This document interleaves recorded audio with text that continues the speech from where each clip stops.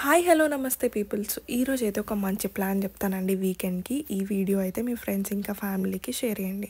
So మనము Secunderabad station to ఉండానగర్కి ఎంఎంటీఎస్లో వచ్చేసి ఆ తర్వాత ఒక 20 మీటర్స్ దూరంలోనే మనకి బస్ స్టాప్ ఉంటుంది.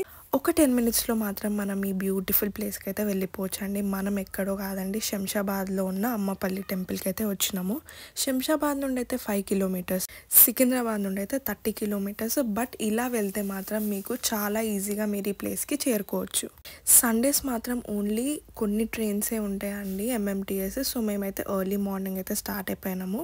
ఇక్కడికి రీచ్ అయ్యే వరకు ఒక 1 అవర్ అయింది.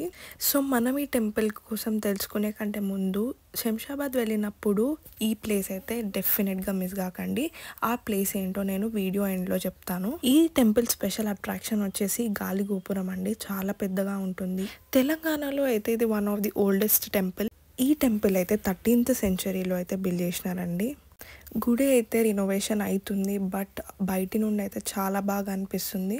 సో మనమైతే లోపలికి వెళ్ళిపోదాము. చాలా పురాతనమైన టెంపుల్ అని మనకి చూస్తుంటేనే తెలిసిపోతుంది.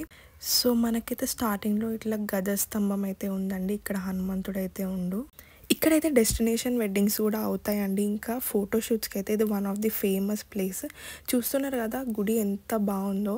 సో మీరైతే ఇక్కడ లెఫ్ట్ సైడ్ చూస్తున్నట్టయితే ఒక మండపం లాగా ఉంది కదండి. సో ఇదైతే ఒక చిన్న డెస్టినేషన్ వెడ్డింగ్ లాగా అవుతుంది అక్కడ. అండ్ 200 మెంబర్స్ కెపాసిటీ తోటైతే ఇక్కడ చాలా పెళ్ళిళ్ళు అయితే జరుగుతాయి. గుడి మాత్రం ఎంతో ప్రశాంతంగా ఉందండి.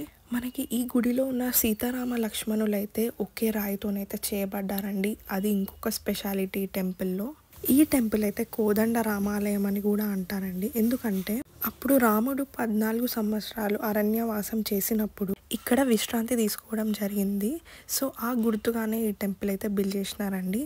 ప్రతి 27 రోజులకి ఇక్కడ స్వామివారికి అయితే కళ్యాణం జరుగుతుందండి. ఇక్కడ చూస్తున్నట్టయితే టెంపుల్లో ముడుపులు కూడా చాలామంది కట్టడం జరుగుతుందండి. సో మనకి టెంపుల్ గర్భగుడి బయట ఒక చెట్టు ఉంటుంది. అక్కడ అందరూ ముడుపులు అయితే కట్టడం జరుగుతుంది.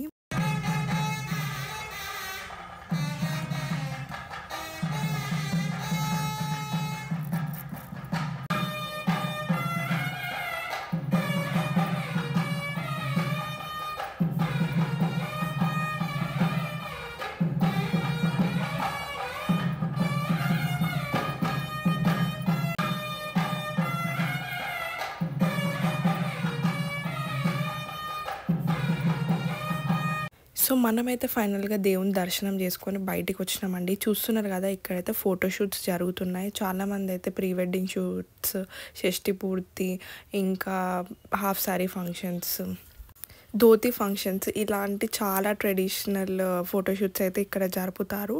మోస్ట్లీ అయితే ప్రీ వెడ్డింగ్ షూట్స్ అయితే చాలా జరుగుతాయి, ఎందుకంటే ఇక్కడ లొకేషన్ చాలా బాగుంటుంది. ఈ పాండ్ చుట్టూరా మనకి కొబ్బరి చెట్లు అయితే కనిపిస్తాయండి. సో కొబ్బరి చెట్ల మధ్యలో అండ్ ఇంకా టెంపుల్ వ్యూ తోటి ప్రతి ఒక్క ఫోటో అయితే చాలా బ్యూటిఫుల్గా వస్తుంది.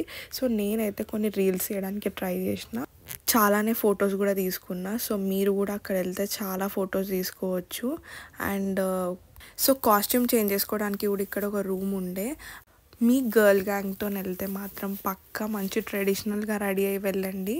అక్కడ ఫొటోస్ మాత్రం ఎక్స్ట్రాడినరీ వస్తాయి. సో దగ్గరలోనే ఇక్కడ మనకి ఒక శివాలయం కూడా ఉంటుంది. అక్కడికి కూడా వెళ్ళండి. అక్కడ కూడా టెంపుల్ ఎంతో ప్రశాంతంగా ఉండే. సో ఇక్కడ మనకి కాస్ట్యూమ్ చేంజ్ చేసుకోవడానికి రూమ్స్ కూడా కనిపించాయి.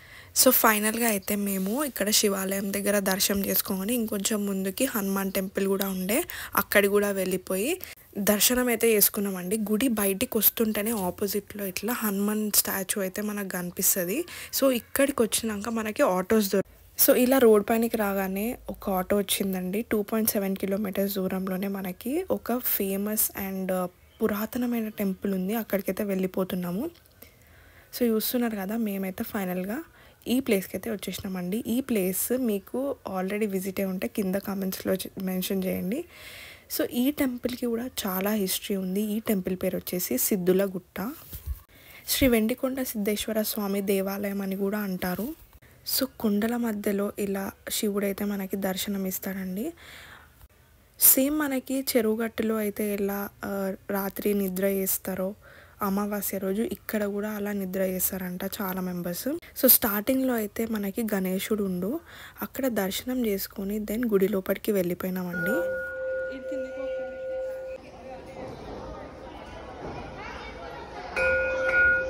సో ఇలా అయితే స్టెప్స్ ఉంటాయండి మనకి పైనకి వెళ్ళడానికి టెంపుల్కి. చాలా బాగుంది టెంపుల్ అయితే. ఈ టెంపుల్లో పూర్వం సిద్ధులు తపస్సు చేయడం వల్ల ఈ టెంపుల్కి అయితే సిద్ధుల గుట్ట అని పేరైతే రావడం జరిగిందండి. ఇక్కడ శివుడు స్వయంభు వెలిసారు. ఈ టెంపుల్ వచ్చేసి ఒక స్పెషాలిటీ ఉందండి. ఏంటంటే ఇక్కడ శివుని పైన రూఫ్ ఉండదు. ఎందుకంటే మనకి ఇక్కడ కింద ఒక లింగం ఉంటుంది, ఆ పైననే ఇంకొక లింగం ఉంటుంది.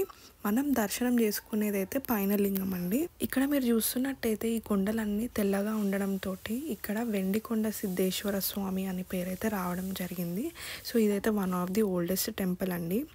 సో ఈ టెంపుల్లో అయితే మూవీ షూట్స్ కూడా చాలా అయినాయండి. సో మేమైతే ఈ టెంపుల్ విజిట్ అయినాం. చాలా బాగుండే అండ్ ప్రశాంతంగా కూడా ఉండే. సో మీరు కనుక శంషాబాద్ వెళ్తే ఈ ప్లేస్కి అయితే డెఫినెట్గా వెళ్ళండి. మనకి టెంపుల్ పైనుండి అయితే ఒక బ్యూటిఫుల్ వ్యూ అయితే కనిపిస్తుందండి.